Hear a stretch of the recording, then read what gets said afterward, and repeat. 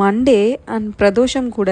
So morning எழுந்த உடனேவே எல்லா வேலையும் முடிச்சிடணும் அப்படின்னு பிளான் பண்ணிட்டேன். அண்ட் இந்த ட்ரெஸ் பார்த்தீங்க அப்படின்னா சம்மர் ஸ்டார்ட் ஆகிடுச்சு. ஸோ அதனால் இந்த மாதிரி டைப் வெரைட்டி ட்ரெஸ்ஸஸ் வேர் பண்ணலாம். ஸோ ஸ்வெட் வந்து நல்லாவே அப்சர்வ் பண்ணும் அப்படின்றதுனால இதை நான் பர்ச்சேஸ் பண்ணேன். வேணும் அப்படின்னா லிங்க் அப்படின்னு கமெண்ட் பண்ணுங்கள், நான் ஷேர் பண்ணுறேன்.